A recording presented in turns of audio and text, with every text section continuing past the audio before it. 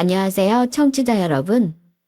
저는 매일같이 채널을 방문해서 사연을 듣고 있습니다. 감동적인 이야기도 있고, 화가 나서 견디기 힘든 그런 사연도 많이 들었습니다. 그런데 저도 그런 사연자 중에 한 명이 될 줄은 몰랐네요. 내일 모레면 벌써 50인데, 인생은 정말 갈수록 더 어려워지는 것 같습니다. 저도 한때는 행복했던 순간도 참 많았는데, 사기꾼을 만나 결혼을 할 뻔하게 되면서 제 인생은 그야말로 우여곡절의 연속이었어요.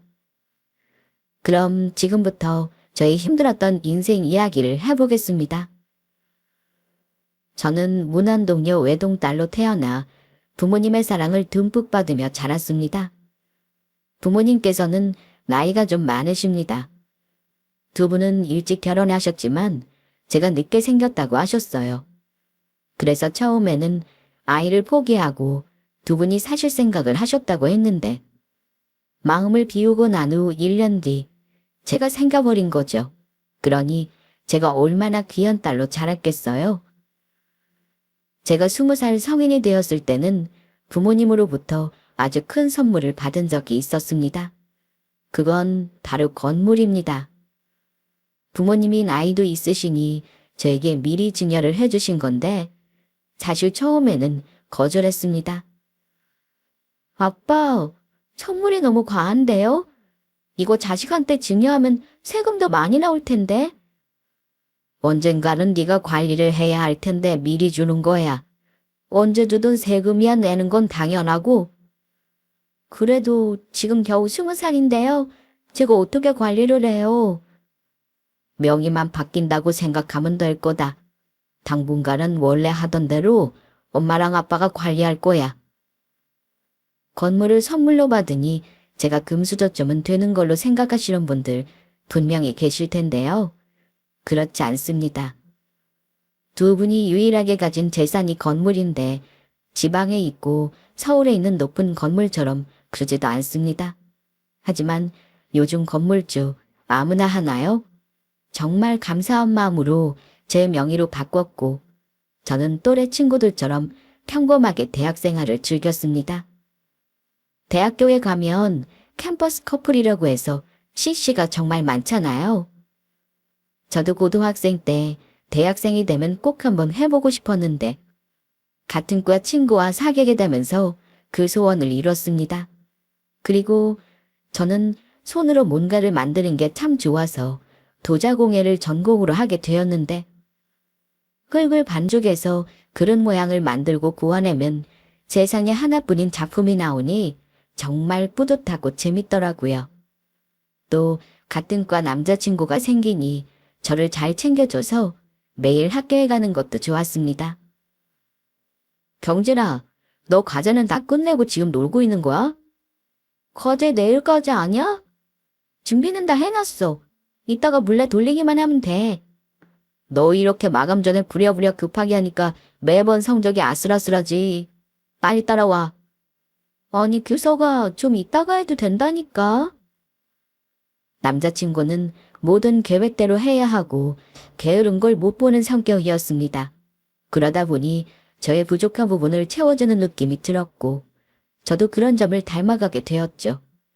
이후 남자친구는 군대를 가야 했는데 저희는 어린 나이였지만 결혼을 하게 되었습니다.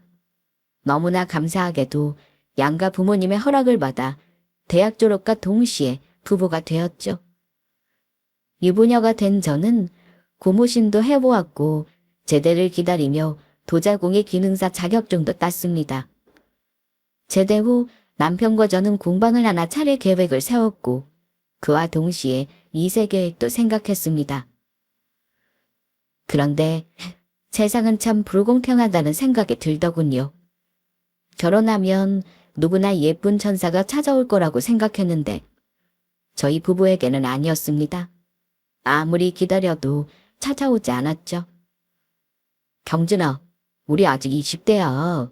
뭐 그렇게 서둘러. 40대 넘어서 아기 생기는 집도 많다더라. 한 살이라도 젊을 때 아기 낳고 키우고 싶으니까 그렇지. 너무 조급해하면 더 안 생긴다고 선배들이 그러더라. 우리 공방 잘 운영하면서 천천히 기다려보자. 응? 결혼을 하고 나서도 여전히 남편은 저보다 어른 같았습니다. 집에서든 밖에서든 항상 저를 챙기고 위해주고 아껴주었죠. 한편 저희가 차린 공방에서는 도자 수업도 할 수 있었는데 그러다 보니 수강생들이 사용할 재료 준비까지 많은 양이 필요해 항상 남편이 트럭으로 짐을 옮기곤 했습니다. 그런데 결혼 4년차가 되었을 때 저는 그토록 믿고 의지하고 또 사랑하던 남편과 헤어지게 됩니다. 재료들을 트럭에 싣고 이동하던 중 교통사고가 나면서 남편이 먼저 세상을 떠난 겁니다. 아무것도 모른 채 공방에서 수업 중이던 저는 병원에서 온 전화를 받고는 맨발로 뛰어나갈 정도로 정신이 나가버렸고 세상이 무너져 내리는 기분이 들었습니다. 병원에 도착하니 이미 숨이 멎은 상태였는데 제가 할 수 있는 건 아무것도 없었습니다. 그 이후로 저는 공방 문도 닫았고 집에서 나오지 않았습니다. 부모님 얼굴 보는 것도 힘들었죠. 친구들의 연락도 받기 힘들어서 무려 5년이라는 세월 동안 아무것도 하지 않고 그저 멍하니 시간만 흘려보내야만 했습니다. 그러다 아빠로부터 문자를 한 통 받았는데 정신이 번쩍 들었습니다.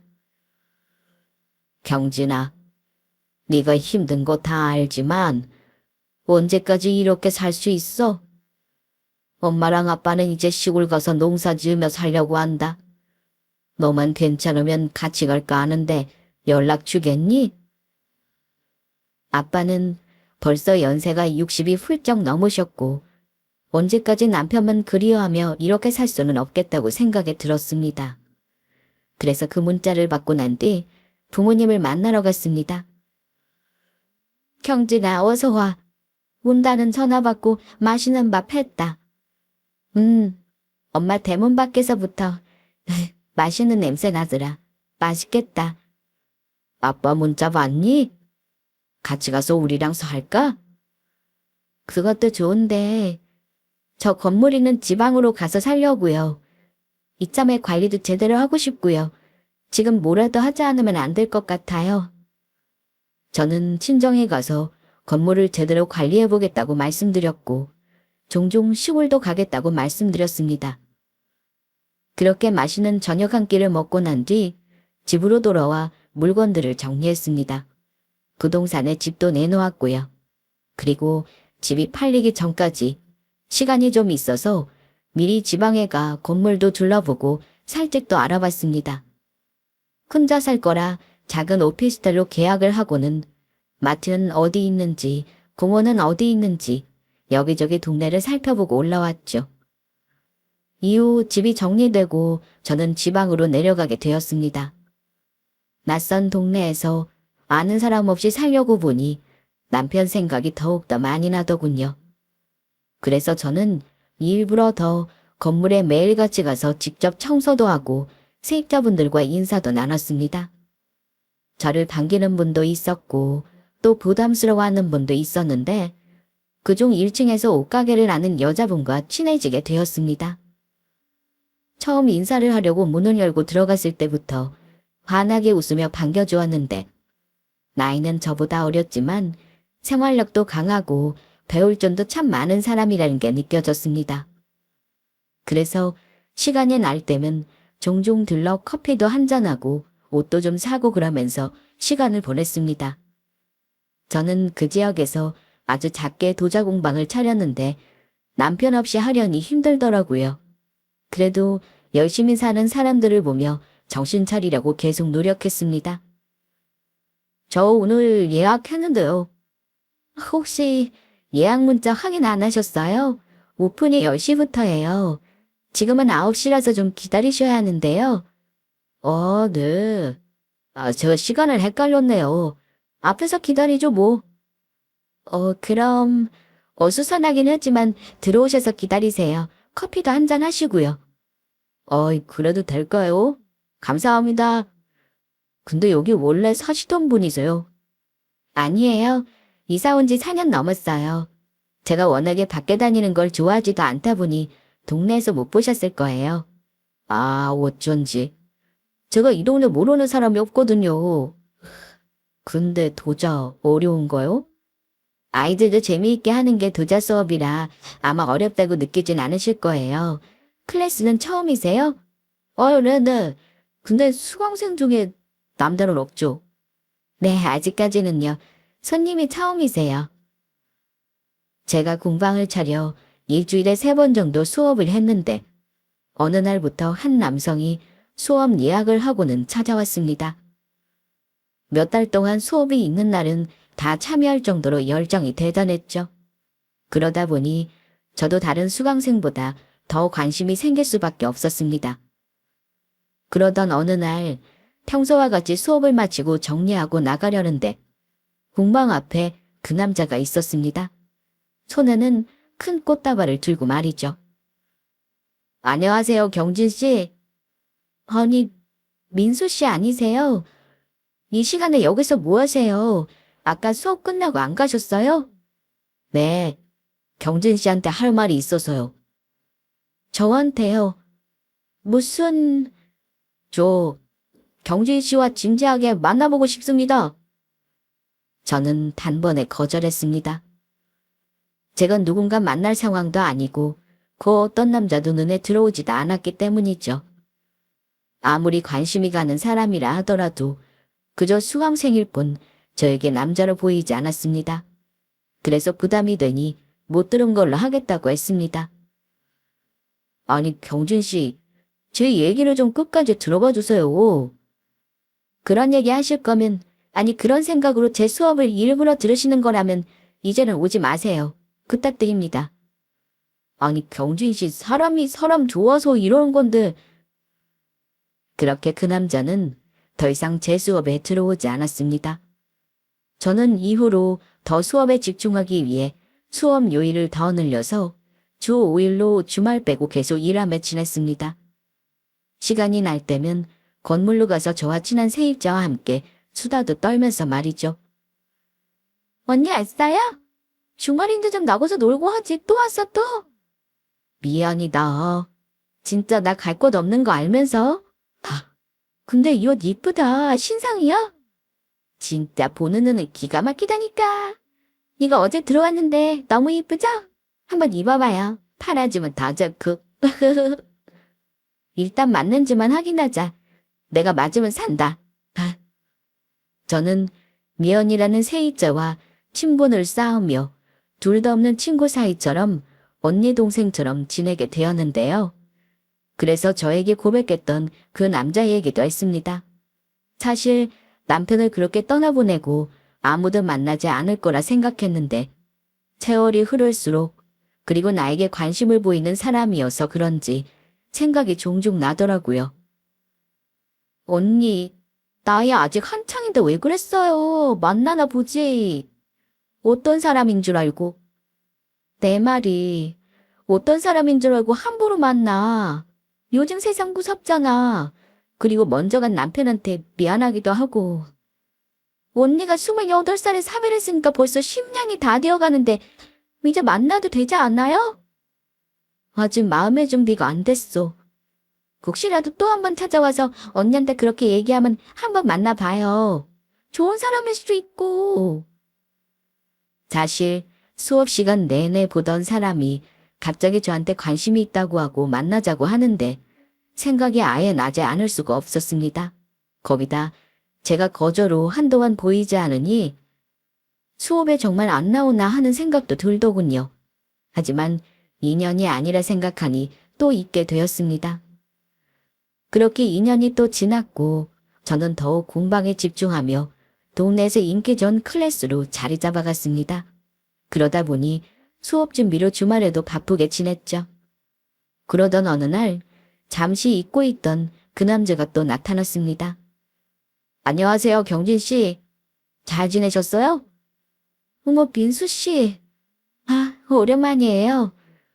제가 외국에 좀 다녀오느라 수업을 못 듣고 몰래 돌리는 것도 다 까먹었는데 어쩌죠? 제가 귀찮게 안 할 테니 다시 수업 들어도 될까요? 네, 그러세요. 그런데 아마 예약이 다 찼을 거예요. 좀 기다리셔야 할 텐데요. 제가 또 기다리는 걸 되게 잘하거든요. 대기하고 있다가 바로 예약해야겠네요. 그 남자는 외국에 볼 일이 있어 나가 있느라 한동안 한국에 없었다고 했습니다. 그러면서 은근히 사업가라는 것도 저에게 말하더군요. 리조트 사업을 한다고 했는데 해외 리조트 회원권을 국내에서 사려는 사람들에게 연결해 주는 거라고 했습니다.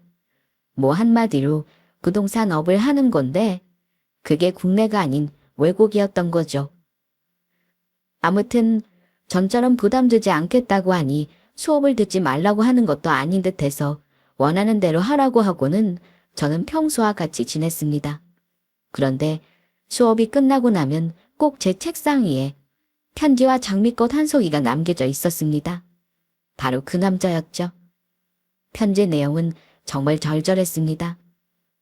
저를 처음 만났을 때부터 얘기 한번 해보고 싶었다면서 매 수업마다 다른 내용으로 편지를 놓고 갔습니다. 저도 사람인지라 하루도 빠짐없이 편지와 꽃 한 송이를 받는데 어떻게 마음이 움직이지 않겠어요? 그렇게 꼬박 1년을 하루도 빠짐없이 편지를 써주었습니다. 그래서 저는 세입자의 말대로 한번 만나라도 볼까 싶은 생각이 조금씩 들었습니다. 고민 끝에 돌아오는 주말, 저와 그 남자는 서로 커피 한잔하기로 약속을 하고는 만났습니다. 저는 경진 씨가 계속 저를 안 본다고 하면 어쩌나 걱정했습니다. 부담 주고 싶은 생각 하나도 없고 정말 제가 첫눈에 반해서 여기까지 오게 된 거예요. 저에 대해서 아는 것도 없으실 텐데 제가 애 엄마라도 되면 어쩌시려고 편지를 매일 그렇게 쓰셨어요? 설마 정말 애기 엄마세요? 결혼하셨단 말이에요? 지금은 아니에요. 애기 엄마는 더더욱 아니고요. 결혼했다가 사별했어요. 아, 그러셨구나. 아, 제가 괜히 여쭤봤네요. 숨길 것도 없고 민수 씨도 제 입장 아셔야 하니까요. 근데 아직까지 미혼이신 거예요? 네. 제가 일만 하다 보니 연애는 좀 했는데 결혼은 아직 못했어요. 일하고 결혼하신 거네요. 뭐 그런 거죠. 앞으로 저랑 친구처럼 지내실래요? 네, 좋아요. 가끔 만나서 차도 마시고 얘기도 나누고 그럼 되죠. 저희는 그렇게 친구로 지내기로 하면서 전보다 더 가까운 사이가 되었습니다. 솔직히 남녀 사이에 친구가 어디 있겠어요? 아주 조금, 정말 조금은 이성의 감정을 서로 느끼고 있었습니다. 여전히 그 남자는 제 수업을 매일같이 들었고 가끔 일주일에서 2주일 정도 모습이 안 보일 때는 해외 출장을 간 거라고 생각하라고 하더군요. 그리고 다시 수업에 나올 때는 해외에서 사온 기념품이나 선물을 사다 주곤 했습니다. 부담될 만한 선물은 제가 안 받을 게 뻔하니 그 나라를 기념하는 마그네틱 제품이나 키링 정도의 선물이었습니다. 그러다 저희가 만나는 기간이 늘어갈수록 점점 선물의 크기도 커지고 가격도 비싼 선물을 줄 때도 있었습니다. 사실 말이 친구지 그보다 더 가까운 사이가 되어갔고 저와 친한 세입자에게 얘기를 털어놓고 앞으로 어떻게 할지 고민 상담도 하곤 했습니다. 언니, 뭘 고민해요? 해외 출장도 그렇게 자주 다녀오는 사람이면 경제적 능력도 되는 것 같은데 언니랑 수준 비슷한 거 아니에요? 나야 뭐 지금 작은 공부하고 있는데 언니 건물주잖아요. 근데 설마 이거 노리고 언니랑 친하게 지내려는 건 아니겠죠? 아니다.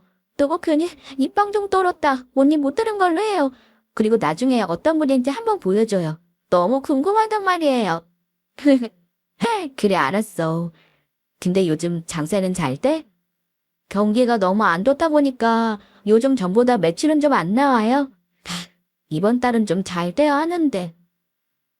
상가가 너무 오래돼서 그런가? 손님들이 잘 안 오지? 건물 문제보다는 지금 경기가 다 안 좋아요. 옆에 음식점 보니까 손님 진짜 없더라고요. 원래 점심때 줄도 길게 서서 지나가기 불편하고 그랬는데 요즘은 그렇지도 않거든요. 친한 세입자인 미연이를 만나러 갔다가 다른 세입자들도 힘들다는 얘기를 전해 들었습니다. 건물주라고 해서 돈을 엄청 버는 건 아니더라고요. 월세를 안 주면 저는 못 받으니 그것 또한 고민하게 되었습니다. 좀 더 지켜보다 저도 뭔가 대책이 필요했죠. 경진 씨, 오늘 수업도 고생 많으셨습니다. 그런데 요즘 무슨 고민 있어요? 민수 씨는 일하는데 어려움 없어요? 요즘 경기가 안 좋다 보니 다들 힘들던데. 저야 걱정 없죠. 리조트 회원권은 돈 있는 사람들이 연락 오기 때문에 경기를 잘 안 타거든요. 근데 왜요? 실은 큰 사거리 왼쪽에 있는 건물을 제가 운영하고 있는데 세입자들이 다들 힘들다고 하더라고요.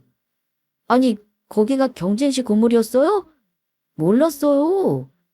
네, 뭐 얘기하자면 길고 아무튼 세입자들한테 힘든데 월세 내라고 요구할 수도 없고 고민이에요. 참, 경진씨도 고민 많겠어요.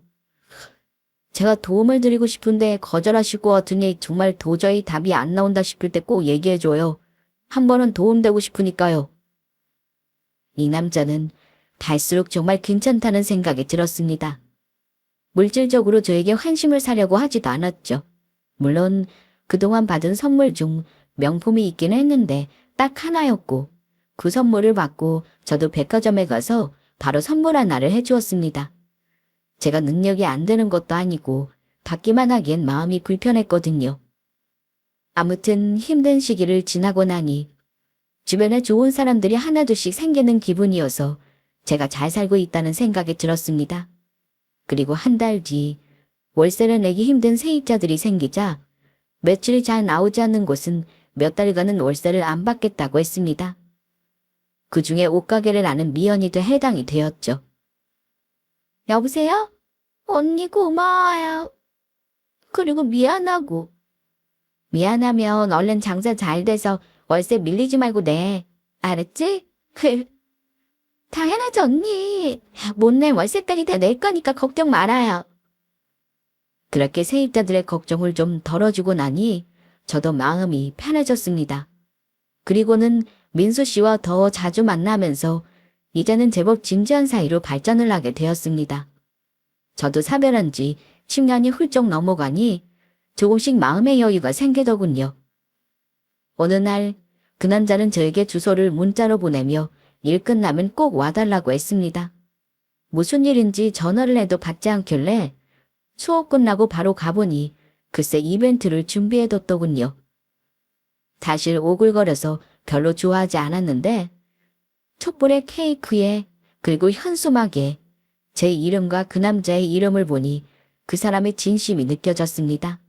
이 모든 상황은 민수 씨의 친구가 촬영을 해주었는데 집에 와서 다시 보는데도 뭉클하더라고요. 그렇게 저는 프로포즈를 받았고 초혼이 아닌 저를 위해 정말 조용히 가족들만 모여 식을 올리기로 얘기를 나누었습니다. 그리고 며칠 뒤 저는 미연이를 찾아가 프로포즈 받은 영상을 보여주었습니다. 그랬더니 갑자기 표정이 안 좋아지는 게 아니겠어요? 와, 미연아, 너 왜 그래? 그렇게 별로야? 아니에요. 제가 요즘 며칠이 안 좋다 보니 좀 신경을 많이 썼나 봐요. 근데 언니, 이런 프로포즈도 받고 좋았겠어요.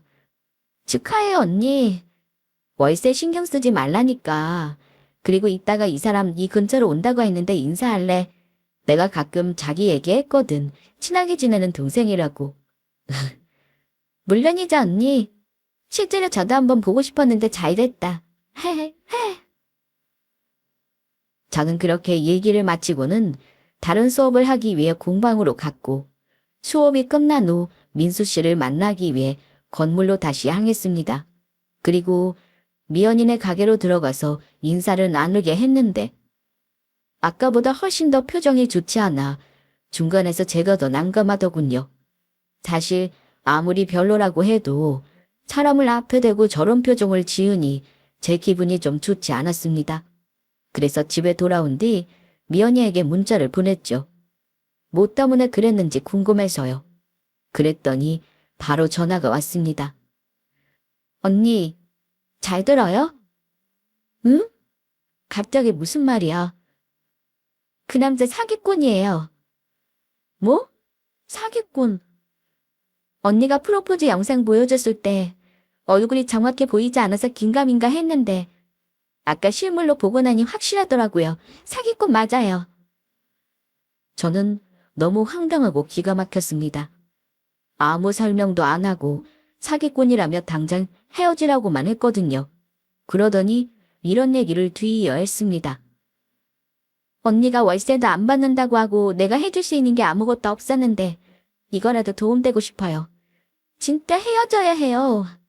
제가 전에 건물 입구에서 그 남자 봤는데 어떤 여자랑 있었어요. 그러면서 곧 있으면 이 건물이 자기 것이 될 거니까 조금만 기다려라 이러더라고요. 지나가면서 들은 건데 정말 똑똑히 들었거든요. 정말이야. 나 건물 내놓지도 않았는데 뭐지. 정말 네가 본 사람이 민수 씨 맞아. 이목구비가 또렷하고 키도 크고 누가 봐도 맞아요. 나 그 말 듣고 건물주가 바뀌는 건가 이 생각까지 했다니까요. 그래도 내가 잘못한 것일 수도 있으니까 언니한테 말 안 하고 있었는데 며칠 뒤에 그 남자랑 같이 있던 여자가 혼자 건물 앞 화장실에 있더라고요. 그래서 내가 우리 옷가게 홍보하는 척하면서 남자친구랑 데이트할 때 입으면 좋은 옷 많다면서 놀러 오라고 했더니 자기 결혼도 했고 나이도 많다고 하는 거예요, 글쎄. 저는 얘기를 들으면 들을수록 황당했습니다. 입이 다물어지지 않았죠. 심장이 두근거리기 시작하는데 내가 직접 보고 들어야 믿어질 것 같았습니다. 그래서 세입자에게 부탁했습니다. 증거를 남기기 위해 그 여자가 혹시나 또 건물에 와서 마주치게 되면 꼭 녹음해달라고 말이죠. 저는 평소처럼 민수 씨와 전화도 하고 문자도 주고받으며 공방 수업을 하며 지냈습니다. 이 모든 게 정말 사실이라면 그냥 관계를 끝내는 걸로만 정리하고 싶지 않았습니다. 사람 마음을 가지고 일하면 안 되는 거니까요. 그래서 더욱더 이 사람과 연락을 더 자주 주고받으며 지냈죠. 며칠 뒤 미연이에게 전화가 왔습니다. 언니, 나 녹음했어요. 그 여자가 또 왔어. 아까 건물에서 마주쳤을 때 오늘 한번 옷 보고 가라고 하면서 혼자 오셨냐고 했더니 남편은 사업하느라 바빠서 잘 안 온다고 하더라고요. 그리고는 전화 받으면서 2층으로 올라가는데 언니 남자친구 이름 민수 맞죠? 맞아, 조민수. 민수 씨 이러더라고요. 나이도 있어 보이는데 그렇게 다정하게 이름 부르면서 통화하는 거 보면은 결혼한 지 얼마 안 된 게 아닐까 싶어요. 아, 그리고 언니, 그 여자 2층에 네일샵 자주 간대요. 그래서 건물에서 자주 마주쳤던 거예요. 그리고 결정적으로 미연이는 네일샵에 가면 그 여자랑 남자가 둘이 얼굴 맞대고 찍은 사진이 벽에 붙어 있다고 했습니다. 예전에 오픈 행사 때 이벤트로 스티커 사진을 찍어줬는데 사람들이 많이 붙여놓고 갔고 그 안에 그 사람들 사진도 있다면서요. 저는 떨리는 마음으로 미연이와 전화를 끊고는 건물로 가서 네일샵에 들어가 문대의 사진을 두 눈으로 확인했습니다. 손발이 떨리는 걸 간신히 부여잡고 집으로 돌아가려는데 순간 부동산을 들어가 봐야겠다 싶었습니다. 분명 건물에 대해서 이것저것 물어봤을 것 같다는 생각이 들었거든요. 아이고, 오랜만이에요. 요즘 힘드시죠? 부동산이 특히 경기를 많이 다니 좀 그렇지. 그래도 아직 버틸만 해요. 근데 무슨 일로? 혹시 건물 내놓으려고? 네. 아니에요. 이 건물은 부모님이 주신 거라 팔 생각 없어요. 그래요? 근데 이 건물은 눈독 들이던 사람이 있던데 난 또 팔려고 여기저기 얘기해놔서 살려고 하나 했지. 결국 얼마냐고 묻고 처음에는 건물주가 누군지 자꾸 캐묻기도 했다니까요. 저는 핸드폰에서 아까 찍은 그 스티커 사진을 보여주며 그 사람이 맞는지 물어봤습니다. 맞네 맞아. 이 남자 얼굴은 내가 확실히 기억하는데 부동산에 자주 왔었거든요. 그리고 이 여자도 같이 몇 번 왔었는데 부부라고 하더라고요. 근데 사이가 아주 좋아서 늦은 나이에 서로 재혼한 건가 싶더라니까요. 아무튼 한동안 자주 와서 건물에 대해 묻길래 난 또 건물 팔이나 싶었어요. 10연으로 재개발된다는 소식도 있는데 팔면 아깝잖아요. 저는 부동산을 나와 결국 내 건물이 탐이나 작정하고 접근했다는 걸 확인했습니다. 거기다 개발 소식까지 이미 다 알고 있던 거였죠.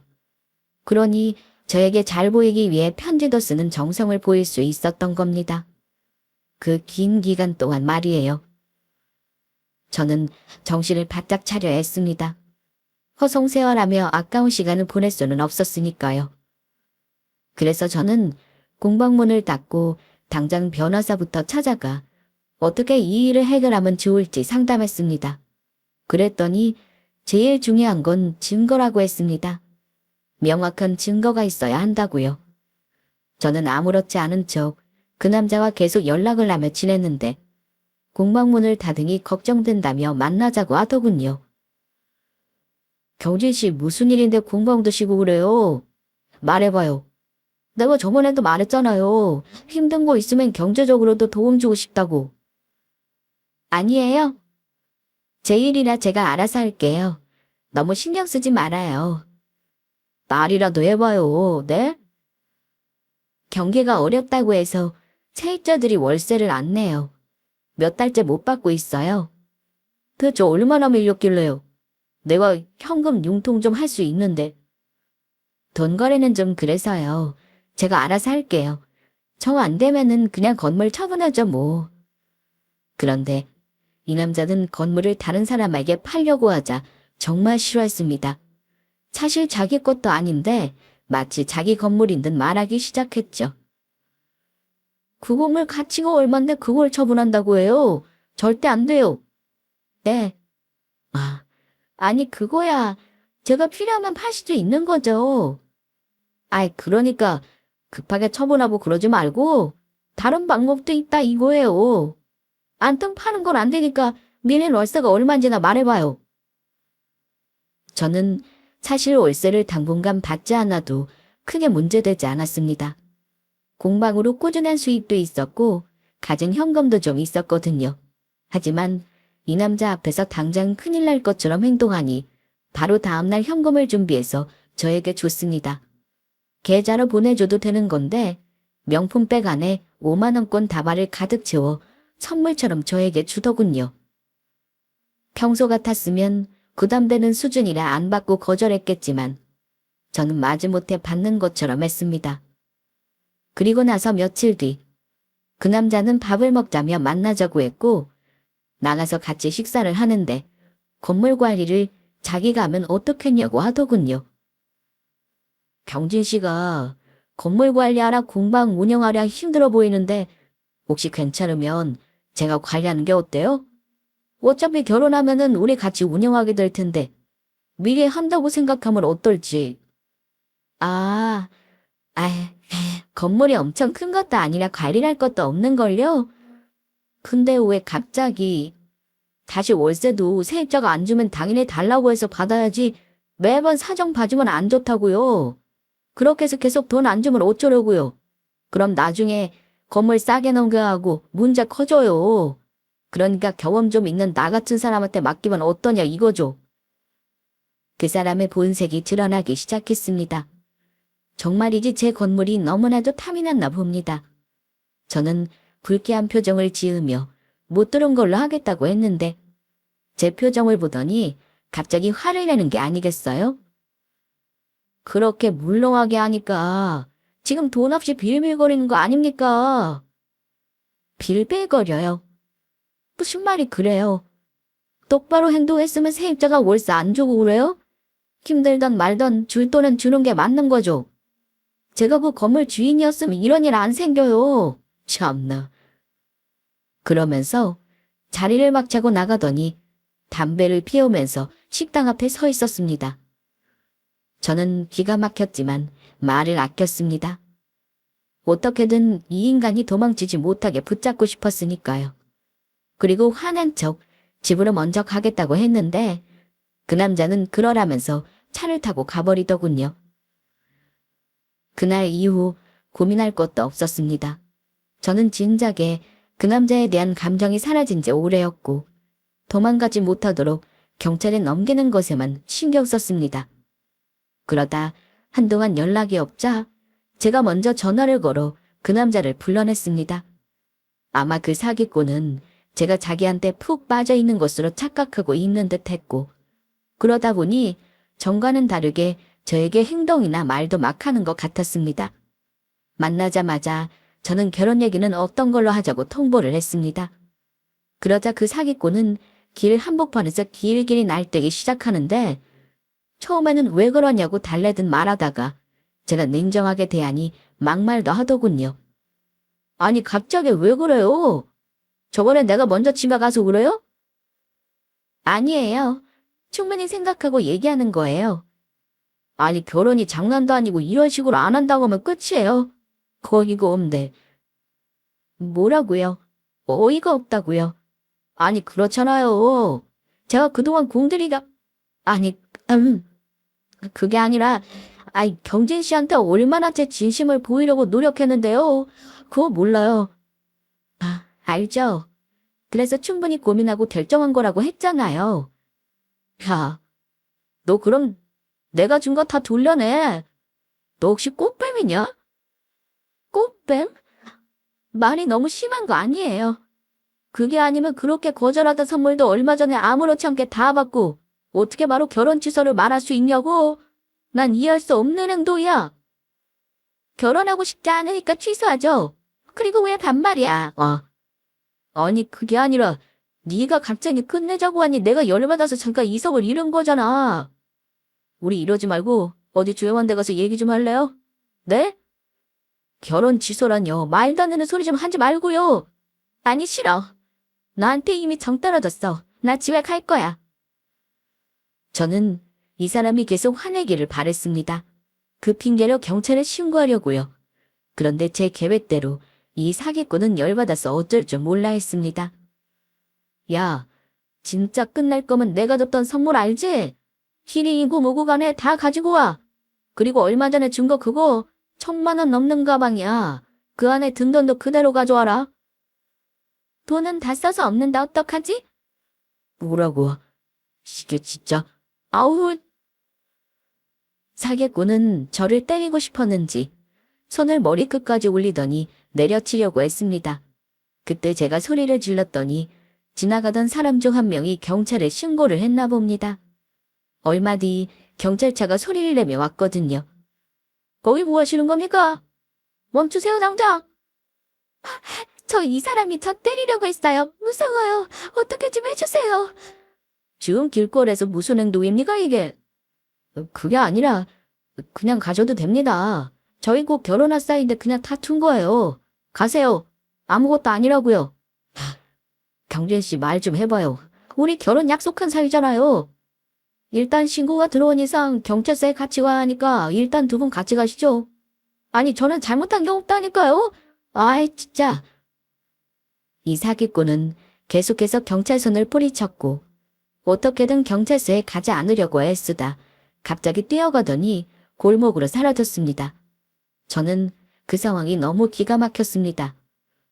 어쩔 수 없이 혼자 경찰서에 가서 모든 상황을 얘기했고 현재 변호사와 상담 중이라는 말도 전했습니다. 그랬더니 신변보호 요청을 하라고 해서 스마트워치를 받았고 전화번호도 남겨두었습니다. 그렇게 하면 나중에 위험한 상황에서 신고 시 더 빨리 출동을 한다고 하더군요. 경찰서를 나와 집으로 돌아온 뒤 한동안 그 남자의 연락은 없었고 그 사이 변호사를 자주 만나며 앞으로 대처를 어떻게 할 것인지 준비했습니다. 철저히 준비하지 않으면 흐지부지 넘어갈 것 같았거든요. 그러던 어느 날 모르는 번호로 전화가 왔습니다. 받을까 말까 고민하다 받았더니 바로 그 사기꾼이었습니다. 여보세요? 경진 씨, 저 조민수입니다. 아니 그때 어떻게 된 거예요? 왜 도망간 거예요? 아니 잘못한 것도 없는데 경찰서로 가지고 가니까 그렇죠. 참, 왜 연락했어요? 그리고 이 번호는 뭐예요? 친구 전화예요. 길게 통화 못하니까 저번에 제가 준 돈이랑 가방 돌려줘요. 그 전에 준 선물들은 됐고 돈하고 가방만 줘요. 무슨 돈이요? 가방은 뭐고요? 지금 민수 씨가 뭐라고 하는지 하나도 모르겠어요. 저는 일부러 모른 척 했습니다. 결혼했으면서 미혼인 척 저를 속여서 결혼하려고 했고 또 제 건물도 차지하려고 했다는 것만 생각하면 분노가 차올랐습니다. 그냥 순순히 돌려보낼 수 없었죠. 아니 내가 저번에 월세 못 받아서 힘드니까 돈 쓰라고 줬잖아요. 그 돈이 한두 푼인 줄 알아요? 집에 가서 세워봤을 텐데. 글쎄 무슨 돈을 말하는 건데요. 계속 이런 식으로 나올 겁니까? 네. 제가 지금 당장 찾아갑니다. 앞으로 전화하지 마세요. 집에 찾아오면 바로 신고할 겁니다. 사기꾼은 정말 머리끝까지 화가 난 상태였습니다. 그렇게 전화통화를 끝내고 저는 불안한 마음에 경찰서에 전화했고 귀갓길을 함께 해주기를 요청드렸습니다. 볼일을 다 마치고 집에 들어가고 있는데 제 집 앞에 그 남자가 있었습니다. 순간 너무 무서웠죠. 저와 함께 동행한 경찰은 저와 거리를 두고 뒤에서 따라오고 있었는데 그걸 모르던 사기꾼은 저에게 접근하려고 했고 그때 경찰의 손에 붙잡혔습니다. 어떻게든 벗어나려 했지만 결국 뒤이어 출동한 경찰차에 타게 되었고 저희 둘은 드디어 함께 조사를 받게 되었습니다. 이름과 주민번호를 대라는 말에 계속 거부하다가 다그치니 직접 말하기 시작하는데 그 사기꾼의 범죄 전력은 정말 화려했습니다. 순진해 보이는 여자들만 대상으로 해서 돈을 뜯어내고 결혼하자고 속이고 거기다 결혼도 여러 번 했던 사람이었습니다. 저에게 해외로 일하러 간다고 몇 주 동안 못 볼 거라고 했던 것도 다른 지역에 가서 사기를 치느라 그랬던 겁니다. 그 내역도 다 나오더군요. 친구가 많이 들어와 있던 상태였다고 하니 더 기가 막혔습니다. 자기 범죄 사실이 드러나자 갑자기 소리를 치기 시작했는데요. 자기가 이번에는 속인 게 아니라 속은 거라면서 돈이랑 명품백을 사줬는데 제가 돌려주지 않는다고 악을 썼습니다. 다들 조용히 하라고 하는데도 듣지 않고 저를 손으로 가리키며 꽃뱀이라고 저도 조사를 해봐야 한다고 난리를 쳤습니다. 이보세요. 조용히 좀 하세요 좀. 이경진 씨는 이미 조사 다 마쳤고 범죄 사실 전혀 없습니다. 깨끗하다고요. 그건 난 모르겠고요. 돈 받은 거 있잖아. 야 말해. 저는 그런 사실 없습니다. 가방도 전혀 모르는 얘기고요. 혹시 돈 주고받은 내역 있어요? 통장 거래 내역 이런 거요. 아니요, 전혀 없어요. 저 통장 제출할 수 있는데 보여드릴까요? 그럼 저희가 살펴보겠습니다. 조민수 씨도 통장 제출 가능합니까? 경찰의 말에 사기꾼은 아무 말도 하지 못했습니다. 사기 전과 때문에 통장 압류는 물론 새로 개설도 못하는 입장이었던 거죠. 한마디로 자기 명의 통장이 없는 겁니다. 그러면서 저한테 현금을 바로 준 거라고 제발 확인 좀 하라는데 그걸 어떻게 증명할 수 있겠습니까? 그때 저는 이때다 싶어서 그동안 준비해둔 증거물을 경찰서에서 모두 얘기했습니다. 저와 친한 세입자인 미연인의 가게 앞 CCTV에 찍힌 사기꾼과 그 부인의 모습을요. 그리고 미연이가 증거로 쓸 수 있도록 녹음해준 파일도 있었죠. 이것만 하더라도 두 사람은 부부라는 게 입증이 되는 거고 실제 조회를 해보더라도 부부로 확인할 수 있었습니다.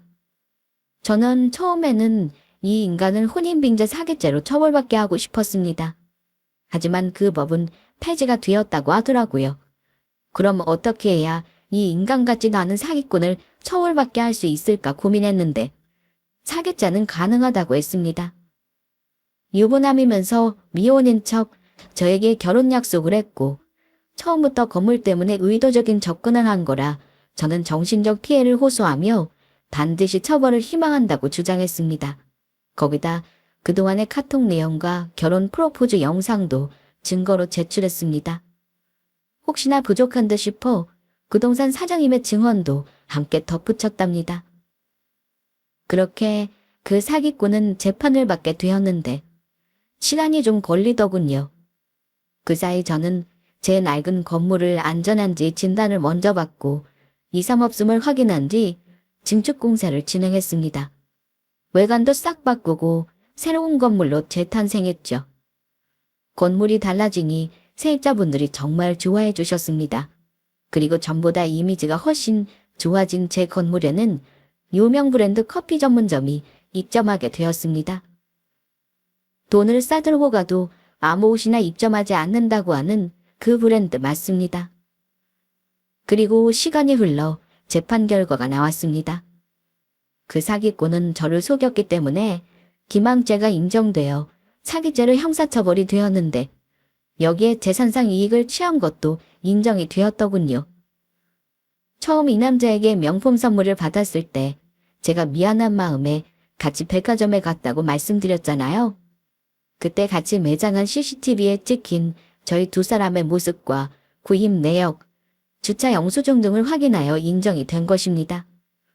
이 사기꾼은 끝까지 억울하다면서 저를 꽃뱀이라 소리쳤는데 그동안 사기를 당한 수많은 여성분들을 위해 저는 그 사기꾼에게 받은 1,000만 원이 넘는 명품백과 현금 다발을 모두 경찰에 제출하여 피해자들에게 조금이라도 돌려주었음 한다고 전했습니다.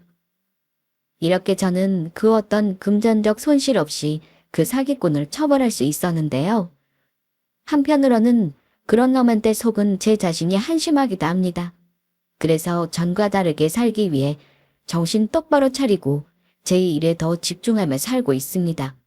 아, 그리고 저에게 큰 도움을 주었던 미연이의 소식도 알려드릴게요. 옷 장사를 하고 있었는데 자기 브랜드를 만들고 싶다며 옷을 만들었습니다. 그런데 제가 가만히 보고 있을 사람인가요?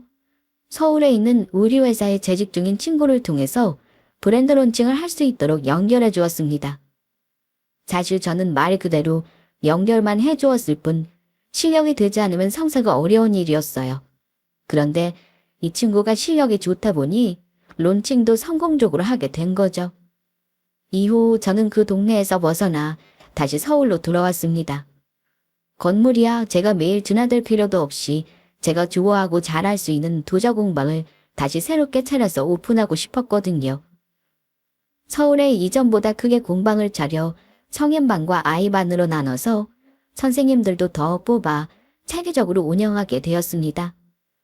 쉬는 날은 시골에 계신 부모님도 찾아뵙고 하루하루 열심히 시간을 허투루 쓰지 않고 지내고 있어요. 인생이라는 게 정말 뜻대로 되지 않으니 답답하고 속상할 때도 많았는데요. 노력한 만큼 주어지는 뿌듯함과 자신감은 반드시 따라오더라고요. 저도 이렇게 잘 살고 있으니 저보다 더 힘든 상황에 처한 분이 계시다면 반드시 이겨낼 수 있을 거라는 믿음을 가져보세요. 지금까지 이야기 들어주셔서 감사합니다.